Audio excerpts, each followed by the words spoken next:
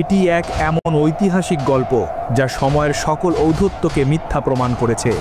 এক এমন ভয়ঙ্কর সামরিক অভিযানের কাহিনী যা ধ্বংস করে দিতে চেয়েছিল পবিত্রতম ঘর কাবা শরীফকে। একজন রাজা যিনি তার ক্ষমতার শিখরে উঠে ঘোষণা করেছিলেন, পৃথিবীতে আর কোনো উপাসনার স্থান থাকবে না, কাবা ভেঙে তার ইট দিয়ে আমি তৈরি করব আমার নিজের উপাসনালয়। তিনি তার বাহিনী নিয়ে এসেছিলেন, বিশাল সৈন্যদল, আর তাদের সাথে ছিল এক ভয়ঙ্কর হাতি। কিন্তু মক্কার সেই সামান্য জনপদের রক্ষক ছিল না কোনো সেনাবাহিনী, ছিল না কোনো অস্ত্র। তাহলে কি ঘটেছিল সেই দিন? কিভাবে একটি ছোট জনপদ ইতিহাসের সবচেয়ে ক্ষমতাধর বাহিনীর বিরুদ্ধে বিজয় লাভ করেছিল? ইসলামের ইতিহাসের পাতায় একটি বছরকে স্মরণ করা হয় এক বিশেষ নামে, আমুল ফিল বা হাতির বছর। আজকের ঘটনা সেই বছর থেকেই শুরু। এই সময় তখনও রাসূলুল্লাহ সাল্লাল্লাহু আলাইহি ওয়াসাল্লামের জন্ম হয়নি, কিন্তু মক্কার বুকে